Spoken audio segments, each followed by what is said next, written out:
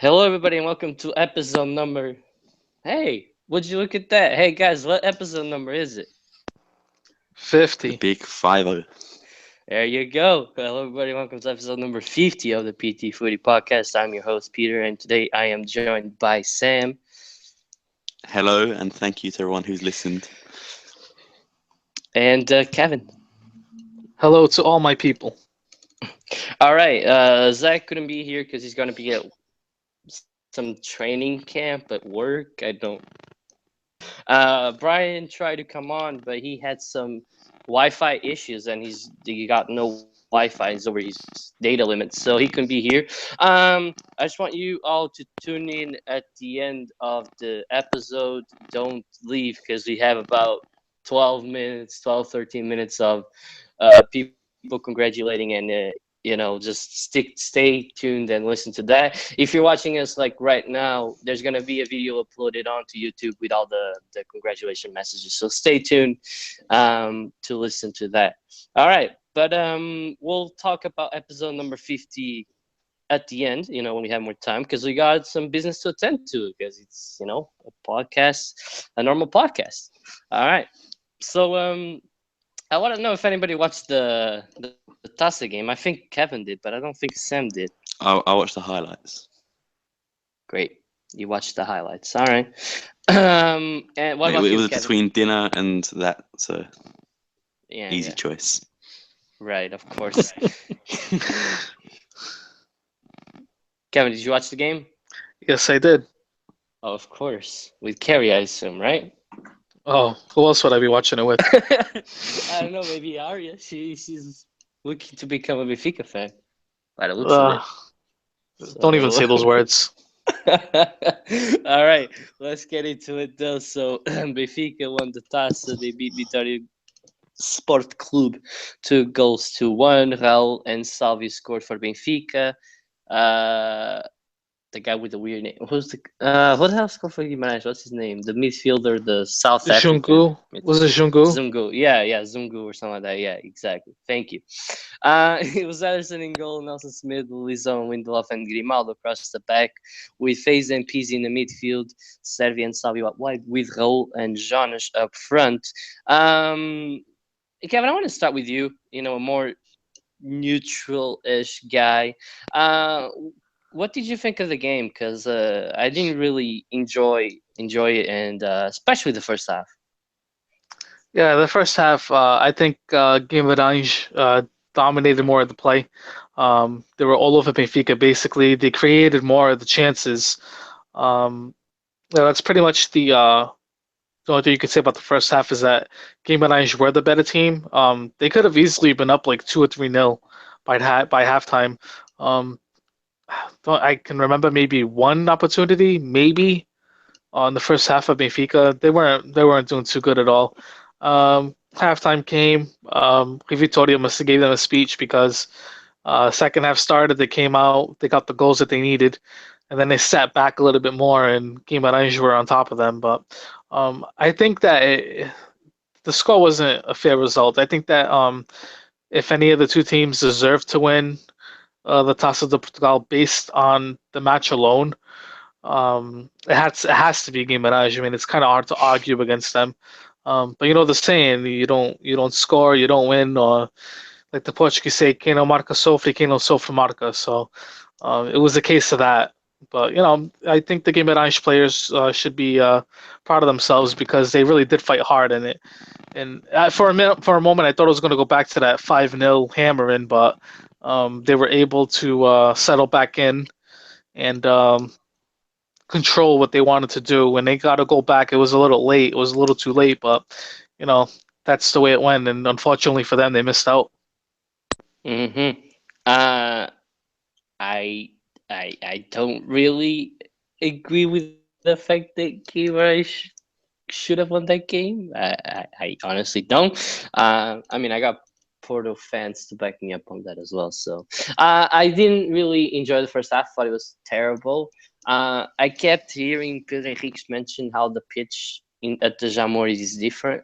So I believe that they should do something to fix that. Maybe re build the Jamor. Like maybe since they've added the what's it called, the centro estágio that they added this year for the some they should revamp the stadium and fix it, because playing the Taça de Jamor is where it should be, but if it's arming the game, then there should be some measures to that. I mean, we saw um two players get injured. One of them, probably was from exhaustion and from 45 minutes in, and which is ridiculous. I think he pulled a muscle or something like that. I mean, we did end up seeing Hernani come off as well, but I think he already had a previous injury. So 3 injuries in one game is never good. Like I said, back to the game, I didn't really enjoy the first half. I think Guimarães were very physical, very tough. They weren't allowing any space. But in the second half, it all changed. Benfica came in with an all-new attitude. Basically, how they played in the first game when they won 5-0, where it was like, okay, we're going to score. They're not going to stop us, and we're going to get this win. It's exactly what happened. And 2-0 up, it should have been 5-0 final score, because Benfica had a lot of chances. I mean, Raul missed the sitter, Pizzi missed the sitter, Jonas hit the bar. There were several chances, and Benfica Are you should saying have the won. game should have ended 5-0 on Sunday? Yeah, like for sure. That's insane. Don't even say that. I don't remember a chance by Guimarães. Like, I don't remember one Are you kidding me? opportunity. Yeah, like I remember one where Samaris cut the ball that was open goal, but that was right before they scored their goal. In the first half, I don't remember anything. Like, I know that sorry. they tried. Oh, they got a header. I remember that they got a header from a corner. That was about it. I don't know if you know any other plays. If you have any other plays, you mentioned them. The only one that I can remember is the header that went wide from a corner. Well, I didn't think specific enough. I didn't think I was gonna have to say this, but I mean, because I didn't see any chances in the second half. If you could just dominate it, Guimarães dominated for the first 15. Yeah, for the first 15 minutes of the second half, if he could in the second. Yeah, and then the final 10 minutes. Because Guimarães, they got the ball back and they were really pushing and trying, and they scored a goal, but it was already too late. Yeah, but they were never dangerous though. They always took the wrong decisions. Disagree. Okay, I don't think they had a good game, but I mean, Sam's gonna help us out a little bit in a sec, because he did watch the highlights, so he kind of saw a condensate. Okay, help me out. A condensed version of the match. Thank you, Chav. No, he got that Chav thing. God damn it, Hugo! Why'd you do that to him? People would think we're talking about the football team, not the actual insult. Nah, they know.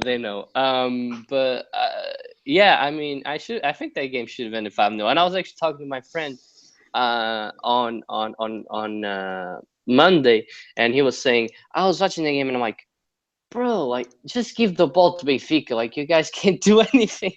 And he's a Porto fan, and he's a very lightheaded person, so he understands the game, and he was with me in the fact that Guimarães were really just very aggressive. They did a good job on defense, but never really threatened forward. Sam, from watching a condensed version of the game, what feeling did you get? I don't think it should have been 5-0. Did I think Benfica deserved to win? Definitely. Well, not definitely, but I'll say yes. Going back on that, definitely, because you're a Sporting fan. No, because just like Kevin said about the chance. I did see a few chances. I can't literally remember, but I remember seeing maybe 3 or 4 chances. Like a couple in the first half, maybe a couple in the second. But yeah. Before I get any Benfica fans complaining that I'm discrediting them, I think the Jimenez goal could have been avoided if the keeper didn't smack it towards Jimenez. So yeah, and then obviously a second goal. I can't really blame anyone, but I do think Benfica deserve to win. Maybe not 5-0. 2-0 seems a fair result to me. So pretty much it. There you go, Kevin. No, like, if we think about it, if we could, I remember that they had an Hernani shot where he got saved kind of easily. There was a header that they had that was very, very dangerous. I actually thought that they had scored. But then that's like about it for the first half. In the second half, they have a free kick by Marega, but it goes quite wide. They have the ball that Samani clears, well, basically off the line. And then there's the goal. And the goal is right after that first play. So, I mean, saying 5-0, okay, might be a push, but 4-1, 4-2, 5-2, that would be a fair result. Because I think both teams created chances. You remember the PZ one where he just has to round off the keeper and he should blast it wide? The Jimenez ball where he's literally got an open net and shoots it wide. Okay, so they should have been aggregate. I mean, they should have been extra time 4-4 then. Jesus. At least 3-3 or 4-4. You're crazy. You're crazy. You're crazy saying it should have been 5-2. You're out of your mind. Okay, Kevin. Okay, fine. We'll let you have your opinion. But I mean, there's not really much to the game. Much else to the game. Did you guys see the beginning? I'm sorry, but I have to bring that up with the ball. The way that they gave him the ball. How did you guys feel about that? That's pretty cool, right? Dumb. Very. Bro, you seriously basically hoverboarded a ball to the ref. How's that not cool? Because who cares? It's football, not no, that was pretty performance. Cool. Did you see the PZ one? Pretty cool. Thank you.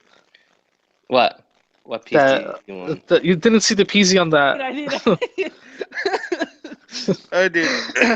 And I actually saw some with the Lizio in there as well. But that's pretty cool.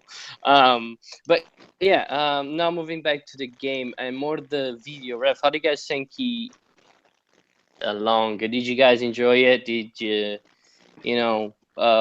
basically, do you give it a thumbs up or a thumbs down on its first go? Thumbs middle, I'd say for the first try. All right. Why is that, Sammy? I think there was more opportunities that he should have used the video referee, but he didn't. So that's why I'd say it's around 50-50. But at the times he did use it, to be fair, did help. What's the word? Decide. Help, yeah, well, sort of make the decision more clearer. Make a decision. Yeah, I guess. Yeah. Mhm. And I know that Kevin gave it a thumbs up. Yes, I thought they did a fantastic job. Mm-hmm. And if I can just elaborate, I do think that because you know how I feel about that first penalty claim you had, the second one even more ridiculous. The third one. Forget the second one. Exactly. I've watched that many times. I'm like, what? Nah, that was. Yeah, it takes you a million times, like the back pass, but. Shut up. But I swear to God, you guys got to take that. You guys got to stop that. I swear to God. No, never. Let it go. Let it go. Nope. Let it go. Nope. But anyway, onto this game. The third one that you guys had a shout for, I mean, that could have really went either way. I personally don't think it is because I don't think it was intentional. His arm was already there. I mean, his hand was like there already, and the ball just happened to come up and hit him in the hand. So I mean, it was kind of like close range. That's why they didn't call it. So I think that the video refs did do a good job, and they got every single call correct. And I'm very, very happy to see what's going to happen next season because this is going to change a lot. And then nobody can really complain. I mean, I know you complained, Peter, but I don't think that anybody has a right to complain. I'll diss it in a moment once they're done. Go ahead, I'm done. I'll drop a diss track. Okay. So I want to start off by saying that I thought it was useless for like everything. There wasn't one play that it helped decide because, first of all, I believe that the first penalty is a penalty. I don't care if Timo doesn't think it's a penalty. Sorry, I think it's a penalty. Shots fired. Just like no, it's to you. The shots are fired to you, not to Timo. You said Timo, not me. You said yeah. I don't care what Timo says. Because you sent me his opinion. Like, oh, see, Peter. Because he's a real unbiased Benfica fan. Listen, if record are allowed to say that's a penalty, then there's something. I got something going. I think it's a penalty. I think that Sporting newspaper. Don't even start. I think it's a penalty. I think it's a penalty, and I think at best use the goddamn images. It's just like, if you want to give it a try, if you want to give it a go, test it out. Like, go see the images, because on the third one, if they call the third one or the second one, basically, I would have been okay with it, but I would have been like, okay, calm down, because the referee straight up puts his hands and he says clearly that that was nothing. I don't know if you noticed, Kevin, but he held his arms like several times, just like saying, no, no, it's nothing, play on. And then and then he's got the communicator saying, okay, hold on, don't restart the game. We gotta see the images. If he would have called the penalty, I gotta think, just let it go with instinct, because at that point, if the referee clearly that way denies that it's a penalty and then goes back on the decision, just kind of ruins the way. Not really, because that's what they're there for. But the thing That's why they're there. That's the whole point. But he didn't have any doubt. Like, he didn't have any doubt on that play. I didn't either. That's what I'm trying to say, is that if the referee he doesn't have any doubts, I don't care what the video ref is going to tell him. If at the moment he clearly expressed that there was no penalty, then the video referee shouldn't interfere on those plays. So that's why I think that on the first penalty, he should have checked images. Just check it out. I mean, whatever. It's 30 seconds. Nobody cares. It's going to test it out. So, and then the only thing that they did well was the Marega play, which was clearly a yellow.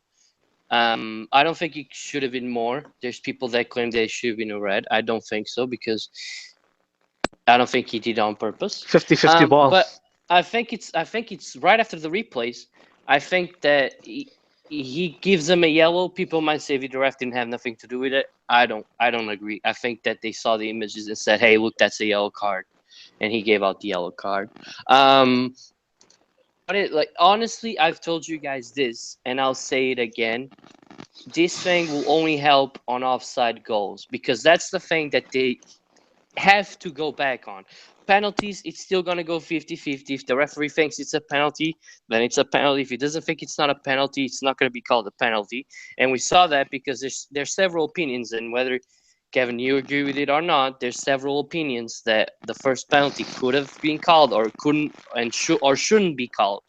So that in itself shows that it's not going to fix everything, because I can already see you come here like week 10 say, oh, Portugal got robbed, they should have had a penalty and the video ref didn't do anything about it, because I honestly feel like that's going to be the case, because I don't think he's going to fix everything, because at the end of the day, it's going to be the referee's decision. Like we saw a couple of years back on the NFL when they had like the refs that weren't actually getting paid, and they went on strike, so other guys went in. And they made terrible calls. Even watching the replays, they still called the wrong play. So that's why I don't think that video ref is going to help out a lot. I mean, I hope I'm wrong. Generally, hope I'm wrong. But I don't think so. Well, I have to strongly disagree there. The first one, he's sliding, so his arm is in a natural position. He's anticipating the ball to be crossed forward and not back. And second of all, he's not even looking at the ball, so it's not even intentional.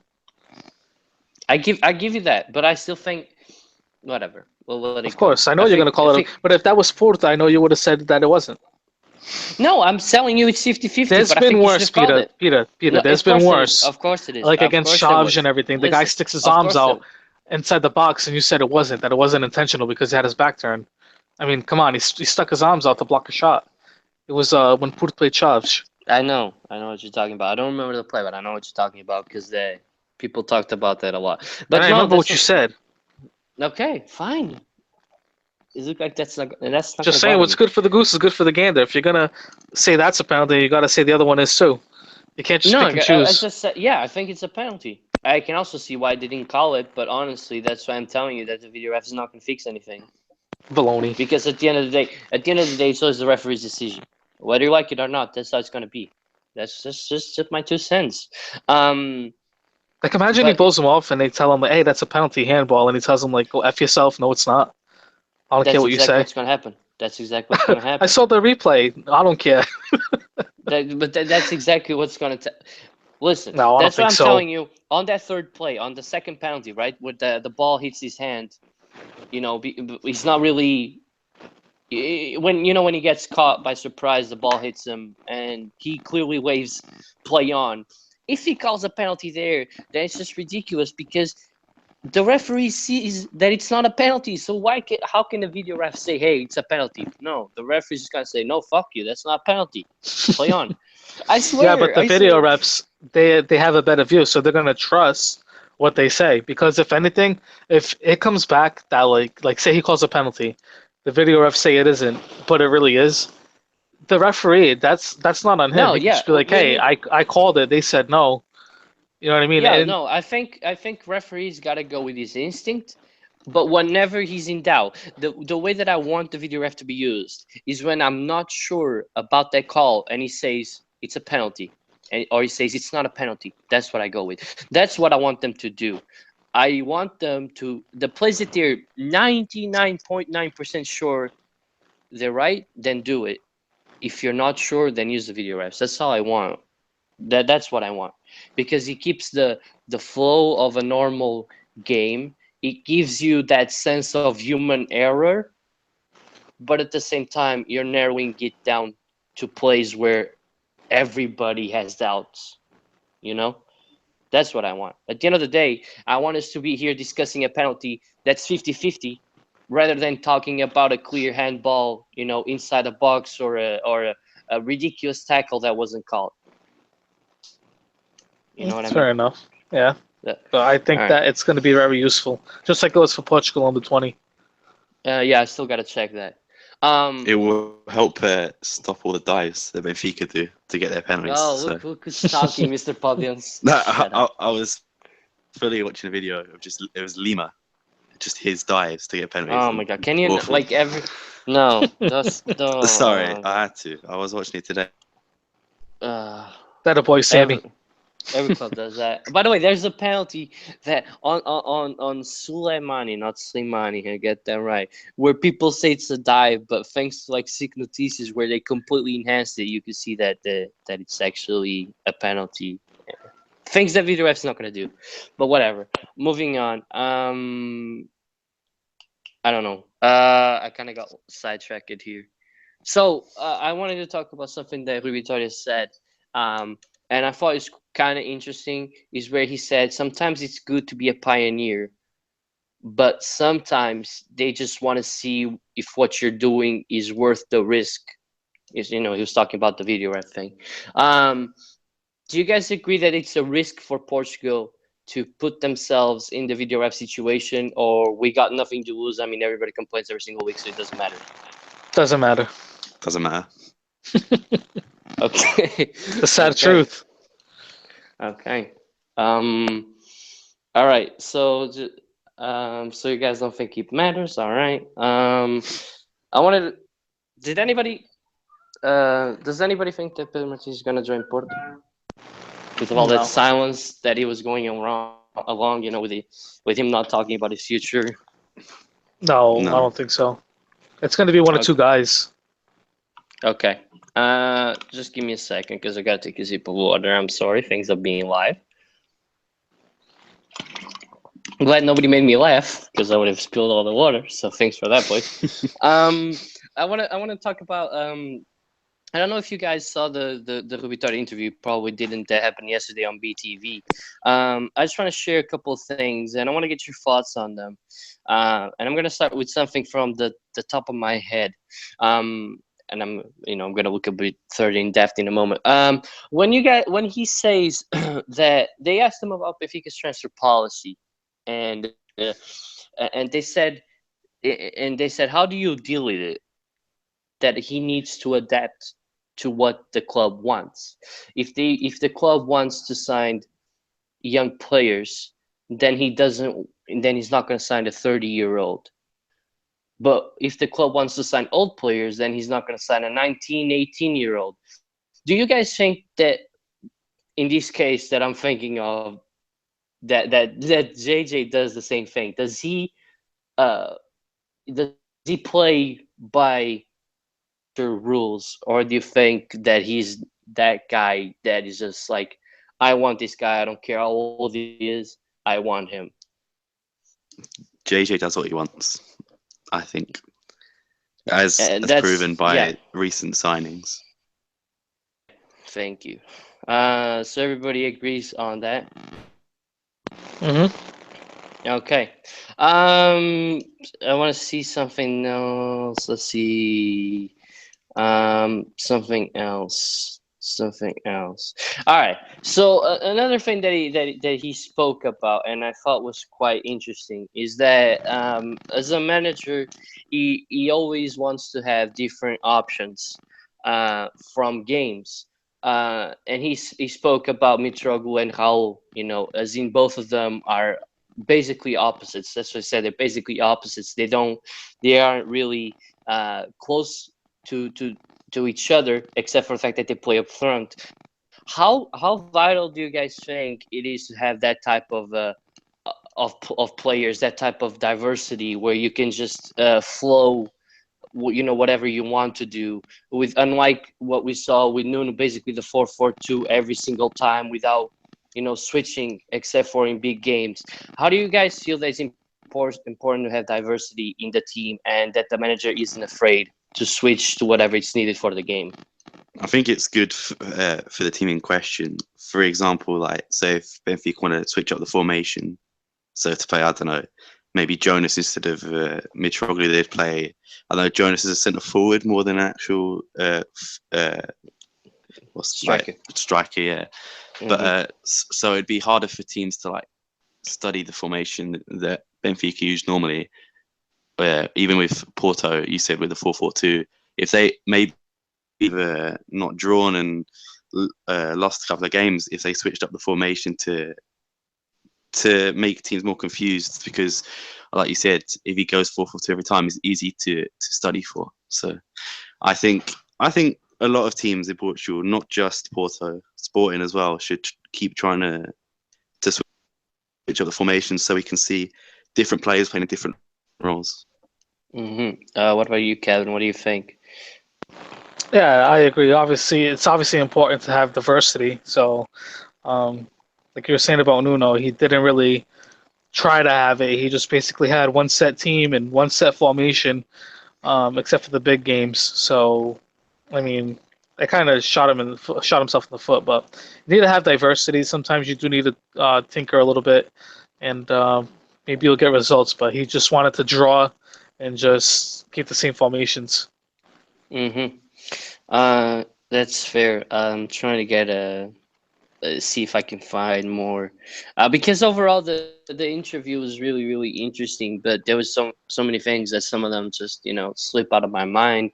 Um, there's one where he talks about Pizzi, and we were all very big Pizzi critics, but he said at the end of the day, basically all of his games flew from a 8 to 10, from a grade of 0 out of 10.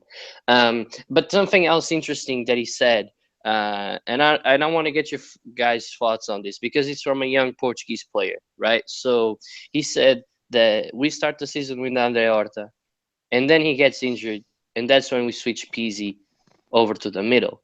He said, whenever Horta was back, it's already been so many months with Pizzi in the middle that they didn't want to switch all the microstructures that the team already had. Do you guys think that that's true? Do you guys think that he generally didn't play Horta because of the fact that Pizzi was just so into the team and it was so vital that at that point moving it out to the wing would probably hurt the team more than just having Horta on the bench?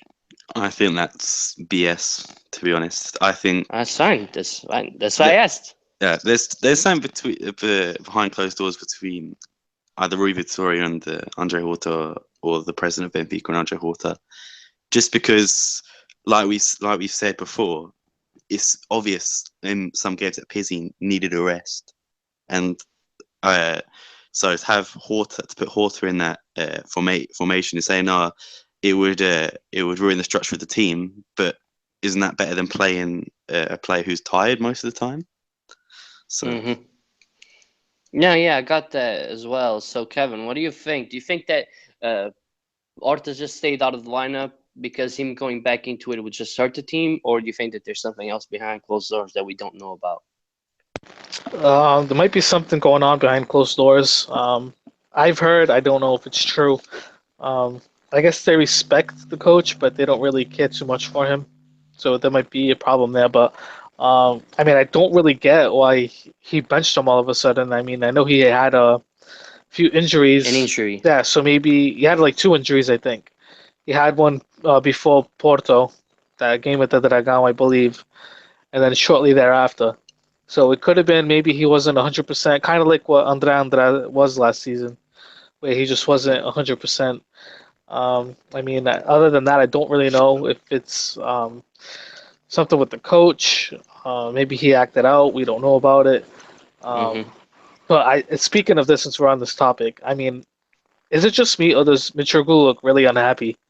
He looks like he does That's not want to uh, be there. oh, he's just He's the been way that reading he some is. tweets from the Benfica fans. Not too Oh, fond.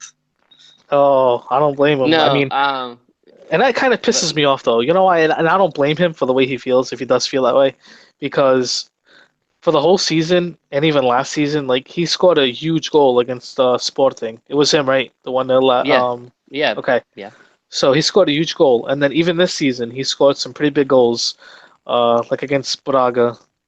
He got the goal against Braga too, right? Right at yeah, the end. yeah, he did. Okay, And against so Moreirense, and against Moreirense.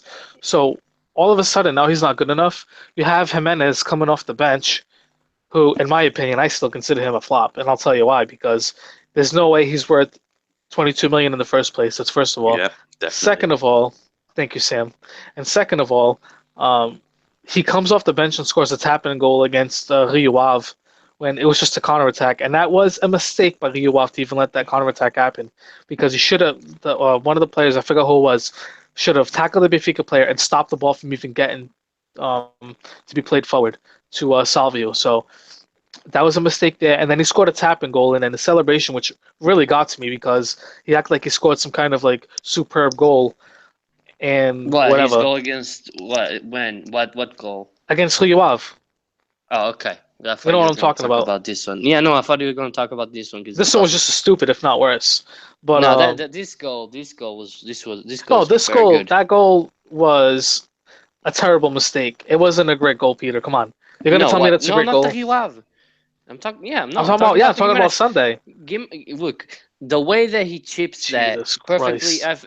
Dude, not everybody can do the guy freaking skies easy tapping, but does that. That was a great goal. I'm sorry, like the way that he finished it. Not I'm not saying like oh it's gonna run the world or whatever. I'm just saying that not everybody could have scored that. That it's a very difficult chip. That's all that I was saying. I mean, I'm not. Could have scored a million different ways. That ball was like that ball right there that came out reminded me like a hockey play. Like Hmm. the ball came out so like it was so far out that like in hockey they would have went crazy for that. Like it's almost a sure goal. I mean, maybe he was trying to be cheeky about it and trying to just make it look pretty, but I mean that's not. I mean that's the thing that I'm It's a saying. great Like he's finish. It's a great it, it. finish, though. I don't think so. I mean, he scored a goal. Obviously any goal that counts like that is going to be a big goal because that changed the game. But like he's not scoring like good goals for you guys. Uh, Can I Sometimes you got to just grind can it out I? and they're can going I to be just go ugly. back But to one of the points about Mitroglou you're making, Kevin? He how many yes, Peter? Do you know how many goals he scored? Is it over 20 this season? Wait, this season, Yeah, overall, like yeah. Just in all league, everything, competitions. Was it? It's 20, must be over 20. 26, 26, 25, 26, something about that. So This past year, his let's say best year, let's say his yeah, career. his best year. Let's say 25 goals, and some people say he's bad. Yeah, I know. He's a striker. If he scores 25 goals, then he's a He's good not bad. striker. Yeah. Exactly. No, That's what I don't understand. I'm going to intervene here real quick, and you guys let me know what you think. But I'm going to expand this a little bit more. So y'all know that I love Mitroglou, and I think that he's a great player. And I was watching, the game against Boavista. I thought the man was completely useless, but when he needed to score, he did. He finished. That's all you want. If a striker gets you a goal per game or has at least a goal opportunity per game, you're not gonna bash the guy. You should never bash a striker. I think that's the worst position. Goalkeeper and striker are the most difficult positions to judge because you only have a certain amount of chances, and when you screw it up, everybody's gonna turn down on you. No, Mitroglou had a great year. He scored some very important goals. But to also defend Jimenez, I don't think he's worth 22 million. I don't even think he's worth 50 million. I still haven't changed He's not about worth that. 10. But I do hope and I do believe that he can take a step forward next year. But I don't think he's even worth, no, I think like in modern football, 10 million, I think, yeah. But anything over 7 15 is at best. ridiculous. Yeah, I'd say No. 7 or 8 million. I think that's modern football. If that was like 5 years ago, I would have said yes. But the way that football is right now, I don't think that. But the fact is that Jimenez scored in every single game that he started but one. I don't care if it happens. Again, it's the same thing with Mitroglou. If he's scoring, he's going to be good. So Jimenez spent more than half of the season injured, but every time that he played, he scored. So I can't really complain about that. The only thing that I can expect is for him to stay healthy and like Mitroglou, because I don't think that they're even close. I don't think Jimenez is as good as Mitroglou, but maybe he can prove me wrong. The hate that Mitroglou gets is just absolutely ridiculous because he scored so many important goals, and he did it without Jonas. He had games without Jonas that he decided on himself, and you know how difficult it is when you don't have basically what is your best friend on the field. So the hate towards Mitroglou is ridiculous. The hype over Hull is ridiculous, but I also believe that, which I don't want, but I think is going to happen, is that Mitroglou leaves this summer and Raul steps in. I think he has the ability to become as good as Mitroglou, but I don't think he's ever going to be that good because simply I don't think he's a pure striker. I personally don't like him. I don't really like him, nor me. and I really don't blame Mitroglou. I hope, you know what, like all the Mitroglou haters, like I really hope that he does leave this summer, so then these guys can realize what you're missing. And me and Peter, we don't agree on a lot. Trust me, we really don't. And we're agreeing on this. That says a lot. Yeah, no, and one thing, like since the beginning, like Cardoso's always one of my favorite Benfica players, and when he left, he had a lot of fans, but a lot of people dissed him. And the only reason why we won the championship back in 2013 was because he was bailing Benfica out every single week for the first like 5 to 6 weeks. I don't know if you guys remember, but he has a great goal against Estoril. I'll if you guys remember me, I'll send you that. Players like this don't need to show off during a game. They just need to score, and that's what Mitroglou does, and not what Raul does a lot of the time. So, You're talking about Oscar Cardoso? Oh yeah, I remember him. The guy who scored he had I don't care. I don't know how many goals in the season. Half of them were penalties. Yeah, I know what you're talking about. He scored them. I don't care. Half of them were penalties, and half those penalties are made up. But whatever. Somebody that spends about 6 years in the club and gets 173 goals, or 173 or 174, something about that, should be remembered and should be missed and will be missed. I don't care how much. I remember him for fighting George Jesus. Yeah, I was just about to say. You should have punched him. You should have punched him in the face. I was so with Cardoso that when that happened. I was so with him. Anyway, moving on. Last thing. Rui Vitória related, and then we'll move on. But this was the most important and most interesting piece that I remember from his interview.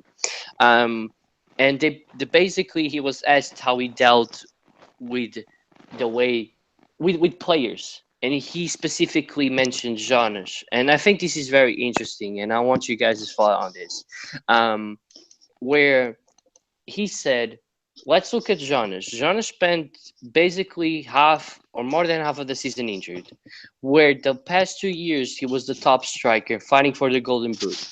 This year, when he came back, he had no chance of even being the best striker in Portugal, much less the best striker in Europe. So they set another challenge to him, and it was for him to be decisive in games. It's like say, Jonas, don't focus on goals, just focus on being decisive. Be the one that makes that key pass, may be the one that makes that key goal. How do you guys feel that's important to adapt a player to a situation? Somebody that's used to something else, but you have to create a whole new set of expectations for them to be able to work on better. This might sound harsh, but Jonas isn't getting any younger. And the more injuries you get at that age, the less likely you are for him as well, to have the same pace, to have the same ability as he once did.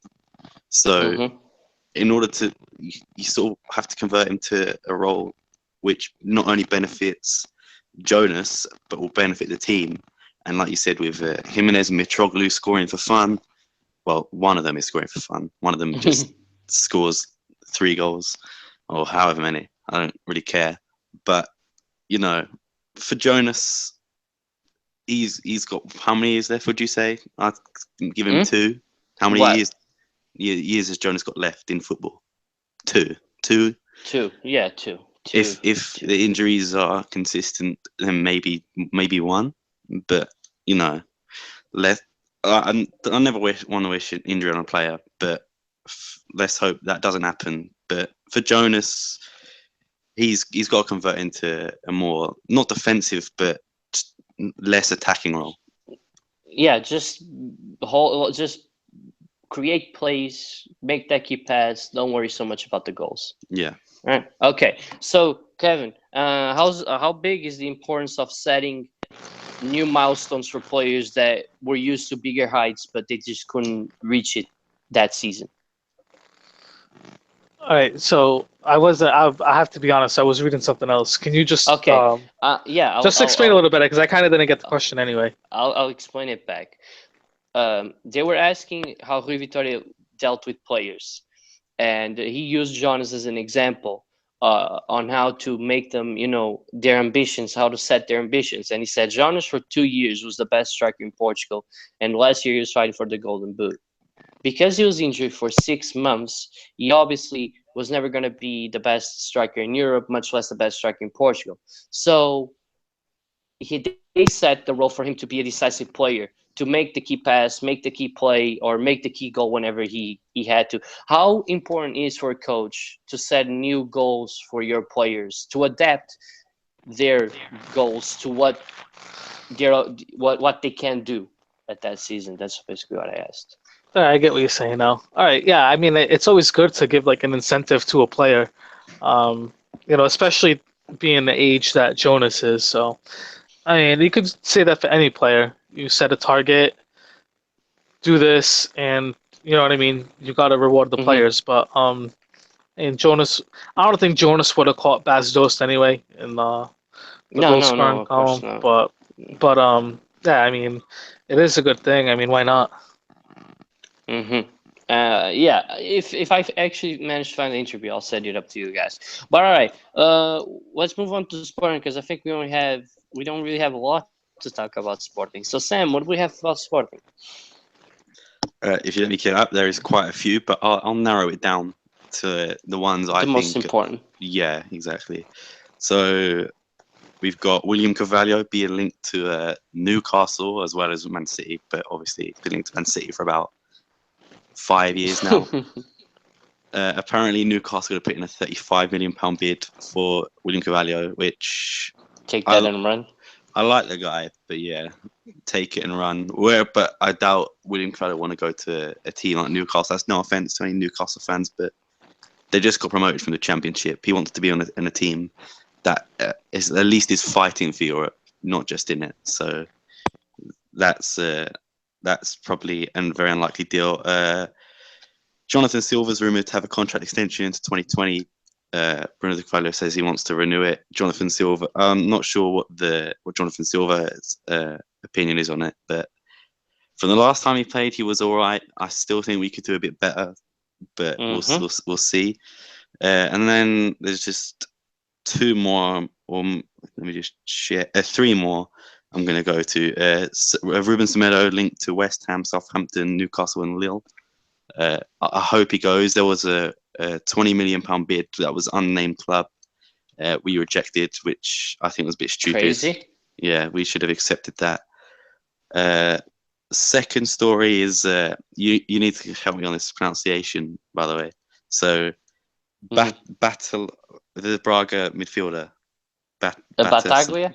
That's the one. Rodrigo Battaglia. Come on, bro. I needed your help, so you come in clutch. You got it. Apparently, we've agreed a deal with the player, but not the club. The club want 1 million plus Jefferson or Paulo Oliveira or even Eloni Medeiros. So Give him Jefferson and run. What the hell? Yeah, I don't think we should get rid of Paulo Oliveira. I still like Paulo Oliveira. No, he's It just too good. It looks like next season though we're going to go up with Coates and Andre Pinto. So that'll If you guys don't want Paulo Oliveira, I'll take him. but Coates and Pinto aren't the fastest players, so that won't be the best. And then just the last thing, the Sporting's possible opponents in the playoffs for the Champions League, looking very unlikely that we're going to get through. So the possible opponents are Sevilla, Dynamo Kiev, Napoli, Ajax, and Liverpool. So Liverpool. Never say never. Everybody counted Porto against Roma. Never say never, but it looks like it's Europa League for us this season. Hey, at least you may try and get it. In all fairness, though, yeah, I think I'd prefer the Europa League just because I feel we could get further in that than the Champions League. I'm not saying win it, but I still think if you don't reach the semifinals, it's always a failure. Like every single Portuguese team, big three, it depends, in my opinion, though. Unless you get like a completely, one of the strongest teams in the Champions League, then I say that from all the teams that are in the Europa League right now, if you're not set to at least aim for the semifinals, it's a failure. But for me, it depends where you are in the league as well. So, if for example, Sporting are first in the league, they're just let me finish. Hey. So if they're first in the league and they're just like, you know what, I want to focus on the league more than Europa League, then obviously you'd say fair enough. So your argument sucks. JJ made it back-to-back Europa League finals while still almost won the league on the first one. One of them thanks to Calvin, and the other one he won. So yeah, but for Sporting, I haven't won a league in nearly 14 years. You have 15. You have the manager. Fuck off. You have the manager. You just need the players now. No, seriously, I get what you're saying, but it's the Europa League. If I get the choice between the two, I pick the league any day of the week. You pick the league over Europa League? Yep. Okay, fine. All right. Okay. All right, is that it for Sporting News? Yeah. Is that all we got? That's it. All right, so we'll spend a couple minutes on the Porto's future. Just real quick, Kevin. If you could have chosen between Marco Silva, Paulo Sousa, right? Yeah. Sergio Conceição, what would you rather have? Did you mute your mic?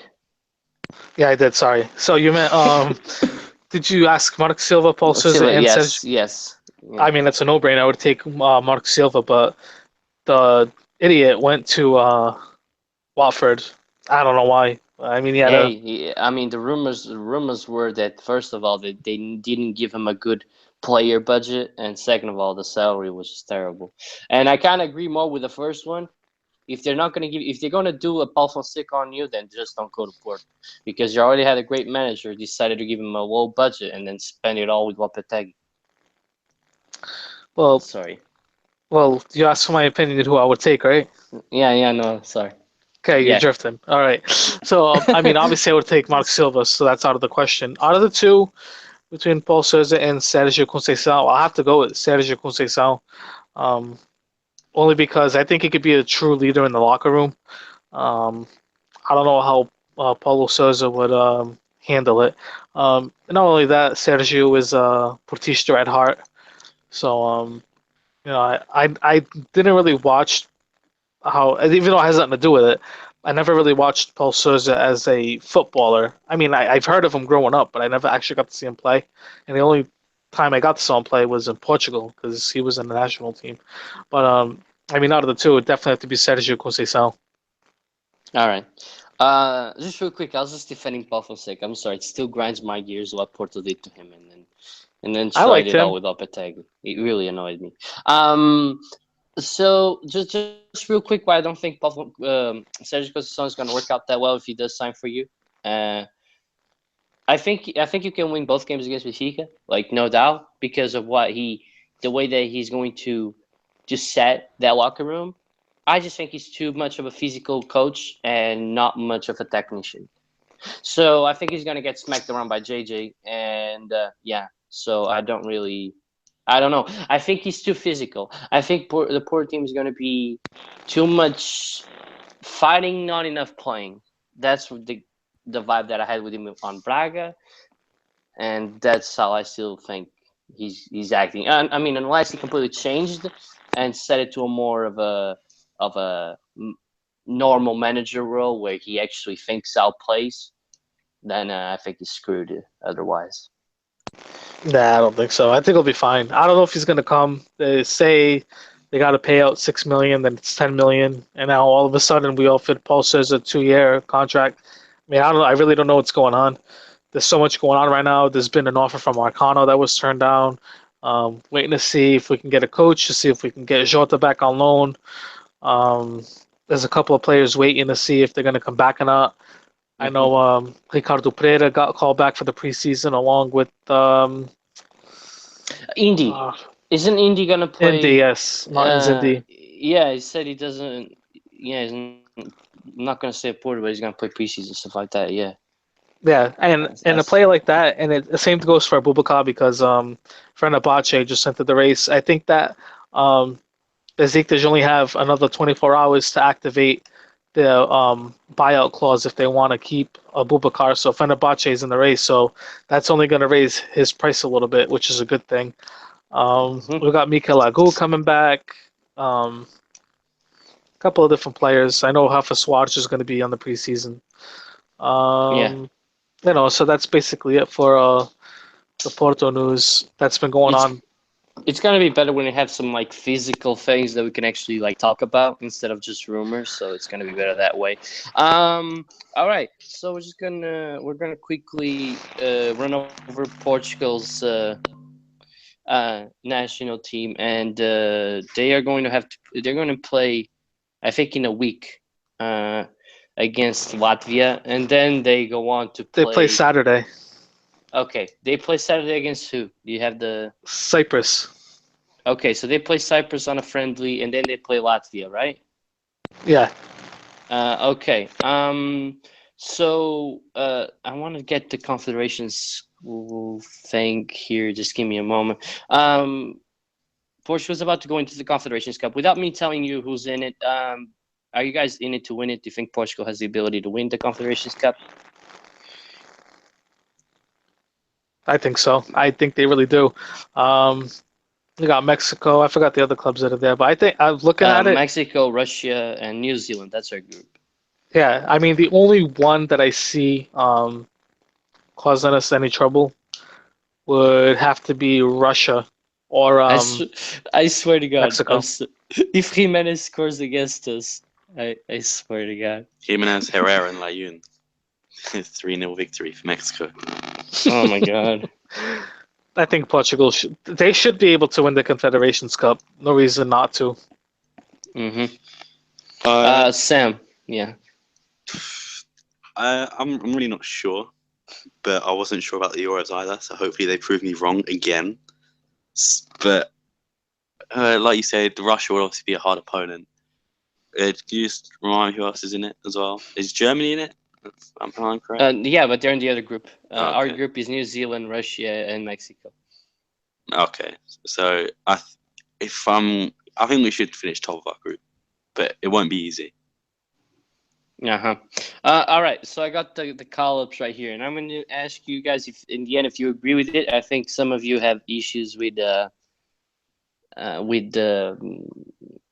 what's his face, Bruno Alves being called up, but we'll get to that. So we got Beto, José Sá, and Rui Patricio in goal. I think everybody pretty much agrees with it, right? Yeah, I agree. So then we got Bruno Alves, Cedric, Eliseu, José Fonte, Luís Neto, Semedo, Pep, and Guerreiro. Disagree with some of those. Which? Bruno Alves, Luis Neto. And why is that? They're old. Well, one of them is old. I'm not sure about the age of Luis Neto, but I think there's Paulo Oliveira deserved a call up. He's had a good season. Maybe instead of Bruno Alves. But to be fair, the centre back situation isn't the best. So, but I still would have called Paulo Oliveira. Even maybe Ruben Semedo, but that's a long shot. A bit of a stretch. Yeah. So is that it, Kevin? Do you want to weigh in or just agree with Sam? Basically agree. Oh, We're really lacking in the center back department though, so they need to figure something out. Convert yeah, Danilo Pereira into a centre back. That's what I want to see.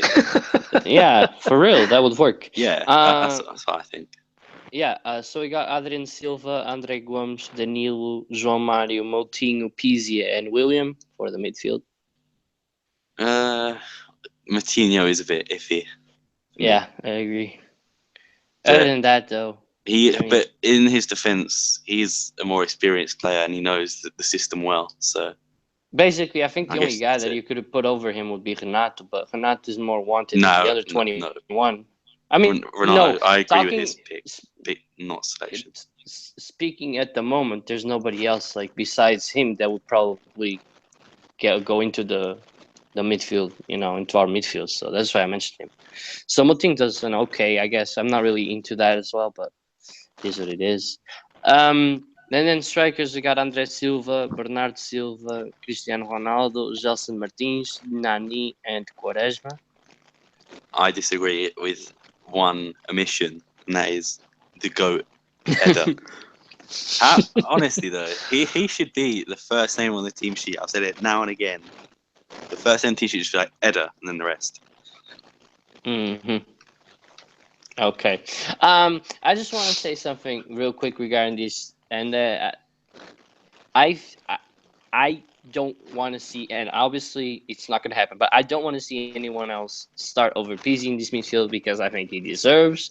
And João Moutinho, I mean, I don't want to say he's finished, okay, but it's like he's barely playing half of his games, and whenever he plays, he basically doesn't start. Andre Gomes had a bad year with the Barcelona. I don't rate him anyway. Danilo and William play together. Have Pizzi. Like, if Pizzi doesn't play in this midfield, I don't know when he'll ever play. So I think he deserves a shot. Adrian, like maybe Danilo, Adrian, Pizzi, William, Adrian, Pizzi, that type of things where I think we should be aiming. But I don't know. Did you guys agree on this, or do you think that Pizzi doesn't have a start, doesn't have a place to start? I don't know who'd really start over him, to be honest. If Moutinho starts over him, it'll be surprising. I've never rated Andre Gomes, to be fair. When he was at the Euros, I thought he was awful as well. I always thought he always had like a really good passing accuracy because he always passed back and he didn't look to attack much. So I guess I'd rather have Pizzi than Andre Gomes. Right. Okay. But hold up. Sorry. Yeah. Sorry to interrupt. What you said about Danilo and William, I think is maybe a bit too defensive. Yeah. So yeah. maybe I know. you Probably could not put play both. someone else there, like Adrian. Yeah. That's what I ended up saying. Play Danilo center back. Yep. All right, Kevin. What do you say? Do you think that Pizzi has a place to start in our midfield, or not really? I mean, it's possible that a lot of the guys are starting to age. Anybody over freaking Andre Gomes, to be honest. I mean, I You think guys are happy that Hugo isn't here, or else he'd be ripping you guys apart. Or Zach. Zach thinks he's one of Barcelona's best players, I think. So yeah. I don't know how he's come to that conclusion, but everyone has their opinion, I guess. All right. So, Kevin.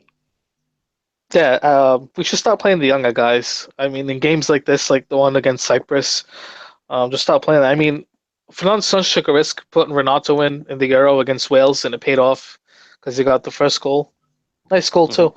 So, I mean, I don't think Andre Gomes has a place in the Portuguese midfield. I mean, I would like to see Bernardo Silva get a start. Oh, yeah, definitely. But I'm not even mentioning him because of winger. I mean, I'm probably going to see the same old with Quaresma and Nani, but I'd rather see Bernardo Silva and Gelson. Yeah, they're going to have to sooner or later. Those guys are getting old already. Yep. All right. So just to give you guys what the schedule is looking like. So what, like Kevin said, play Cyprus. Then we play a World Cup qualification game against Latvia. Then a friendly against Colombia, and then it's straight up to the Confederations Cup where we take on Mexico, Russia, and New Zealand. That's the order. So podcast ain't stopping, people. We're gonna keep grinding them out. Before I give you guys a moment to talk about what you want to say about episode number 50, I want to say that episode number 51 is going to be our 1 year anniversary. We actually started the podcast on the 6th of June, and next week it's going to be the 6th of June on a Tuesday. So look at that. How perfect is that? So two big celebrations in a row. Obviously, we're not going to have everybody send in voice notes. I mean, everybody did that already for episode number 50. But, it's just going to show our consistency. The fact that a year has basically 52 weeks and a couple of days. And we went on for 51 weeks. And that is just ridiculous. It's great. And now I'll let you guys talk about episode number 50, and I'll go in last. So who wants to go first? Me or you, You Kevin? you can go first, Sammy. All right. Okay. So obviously, I haven't been on for the whole 50 episodes, but go take a guess and say around 20 something. Would you say that's correct? Yeah, maybe, yeah. So for the time I've been here, I've been on with obviously you two, Brian, Zach, Hugo, Timo, Sergio, Neil, just to name a few. I'm sure there's more. Cynthia. I just want to say thank you to all of you for coming on, and honestly, everyone I've spoke to on the podcast has been so nice to me, so nice to everyone. It's so nice to interact with Benfica, Porto, and Sporting fans. Honestly, I generally think we have some of the best fans out there. And even to the people that come on the YouTube videos, just to dislike, shout out to you two. We know who you are. And our followers are 100% real. So what more can you ask for? We might not get 1,000 views every video or 50 likes every video, but we've got that solid fan base who always interacts and tweets us and puts it in the live chat like now. So just shout out to all of you. Shout out to Rich and shout out to Steph. Come on, bro. Do it. Yeah. I was going there, but you just ruined it now.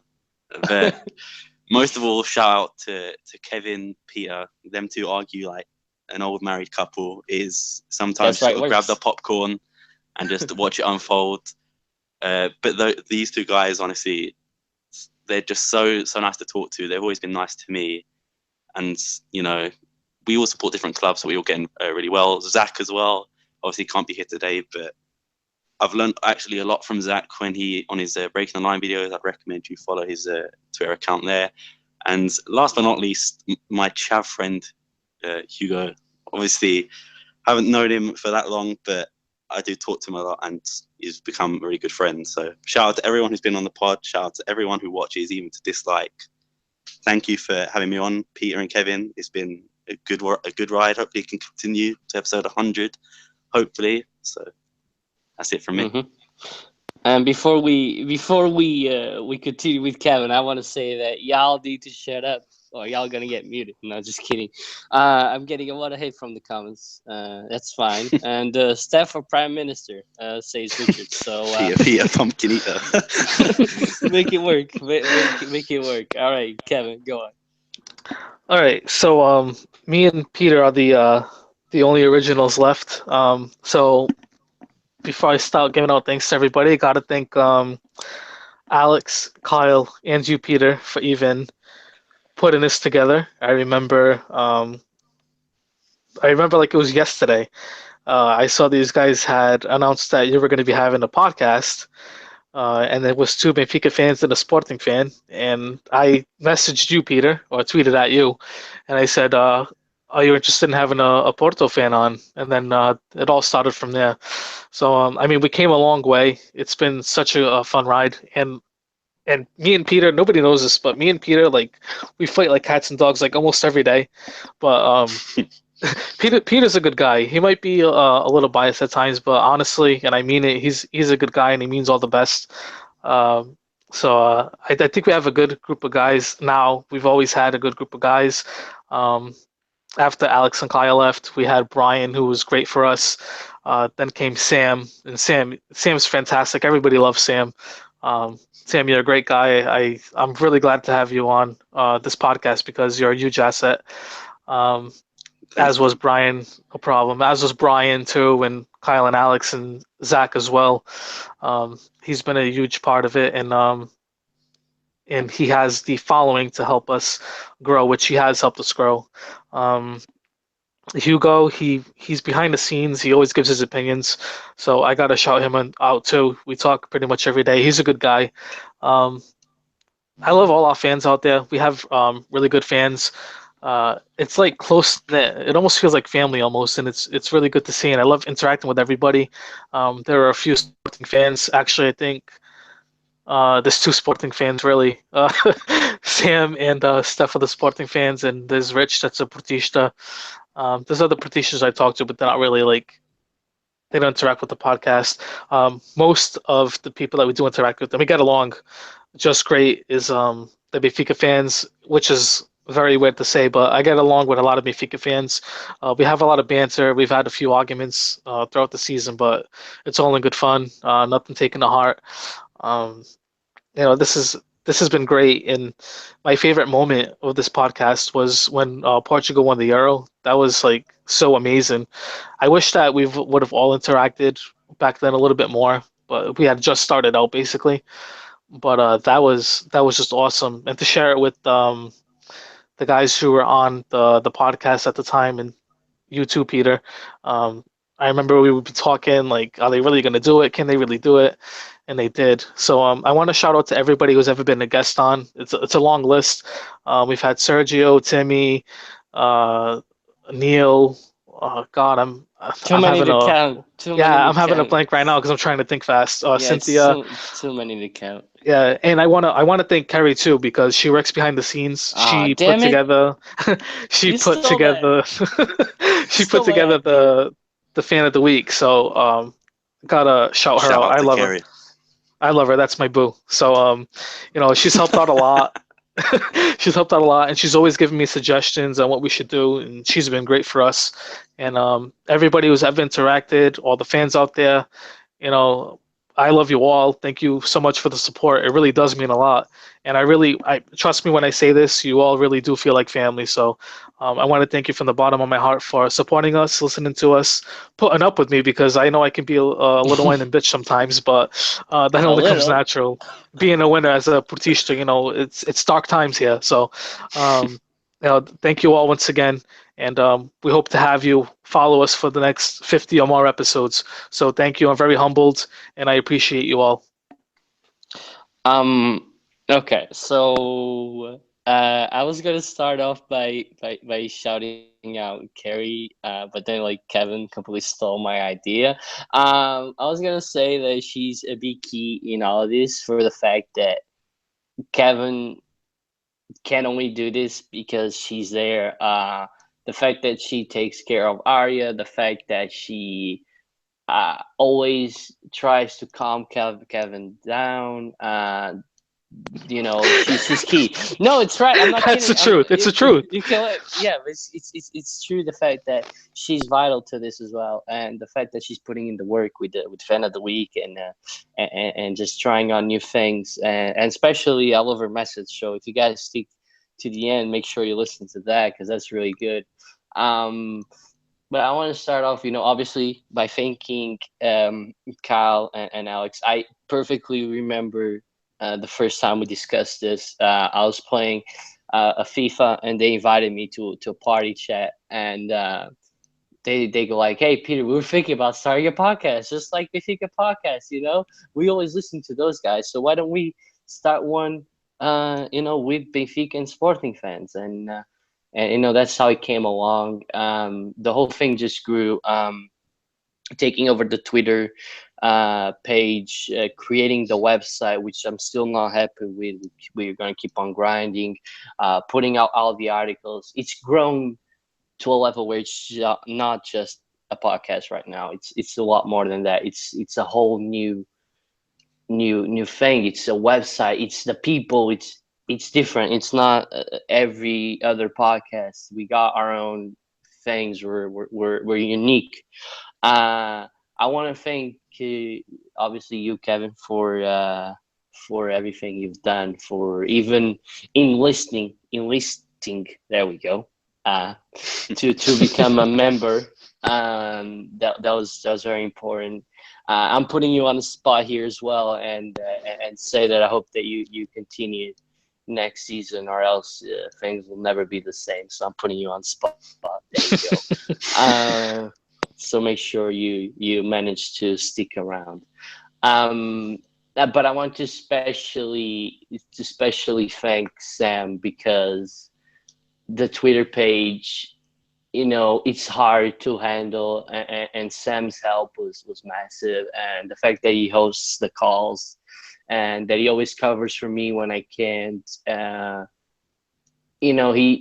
I'm grateful for everything you guys have done, but it wouldn't be fair to not specifically talk about ESM and for everything that you've done so far, and I think you're going to continue to do, especially when your exams are done. I believe you're going to continue to help and contribute to this whole thing, and I can't wait for the summer, because the summer is going to be big. I think we're going to keep improving. I want to shout out for everybody that listened to the podcast, to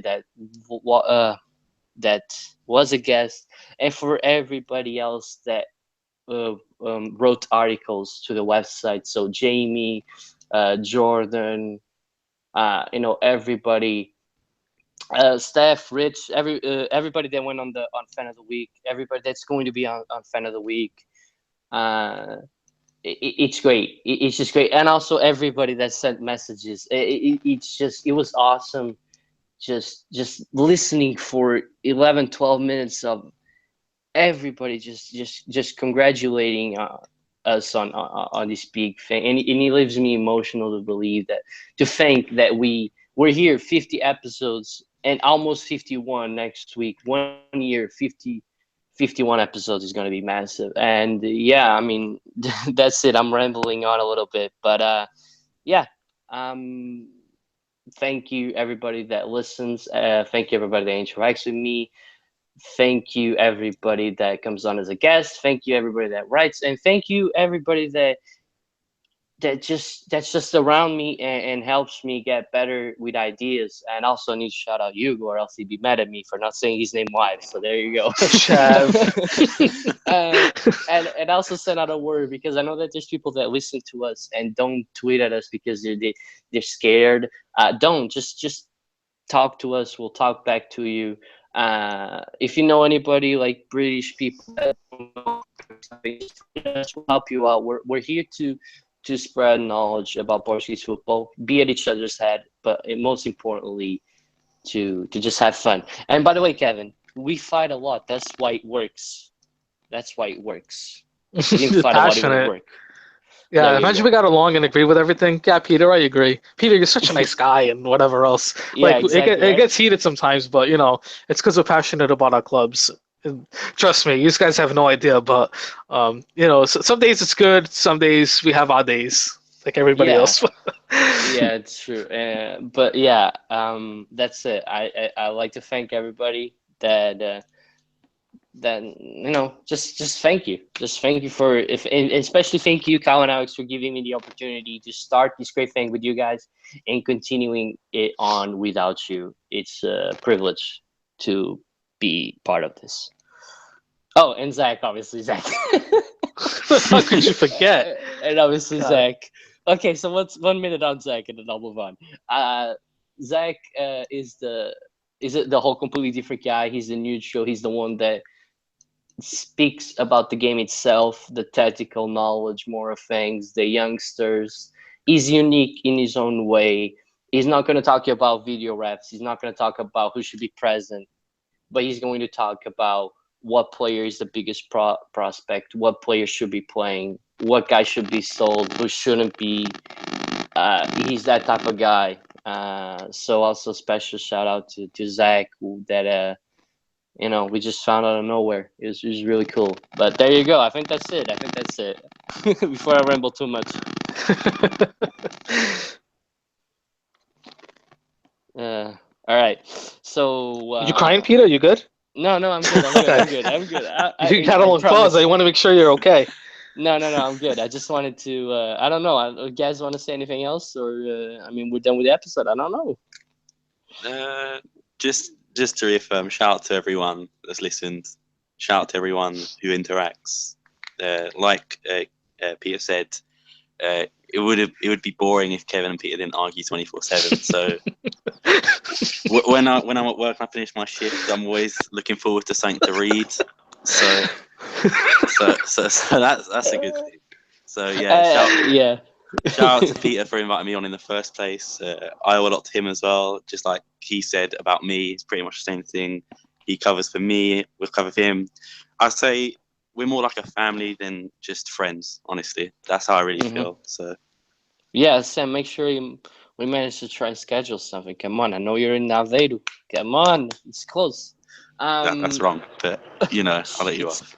Okay, Viseu, right? Okay, there you go. Close enough. Yeah. Oh, come on, is it Villarreal? Come on, where is it? No, it's a city near Viseu. Viseu. So okay, there we go. Okay, fine, I got it wrong the first time, but I got it right the second. Come on. And by the way, Sitya, very mad at you. Come on, you said you were going to send me the message, and you did it. Come on. Actually, as well, shout out Cynthia for the nicknames. Now my dad calls me Salty Sam as well, so nice. Looks like it's That's catching great. on. That's great. Thank God nobody calls me Peterson, so that works out. All right, but that's it, guys. We're gonna be back next week, unless Kevin wants to say anything else. Yeah, Kerry has something to say. Viva Benfica! There you go. That was great. Oh God, that was a great way to finish the podcast. Make sure. I know this was a long one, but be sure to stick around at the end for everybody's messages, and we'll be back. And if you're watching this live, there's going to be a video on YouTube without the messages. So we're going to be back next week, episode number 51. Not quite sure what we're going to talk about, but we always find something to do. So just make sure you're tuned in next week. See you guys.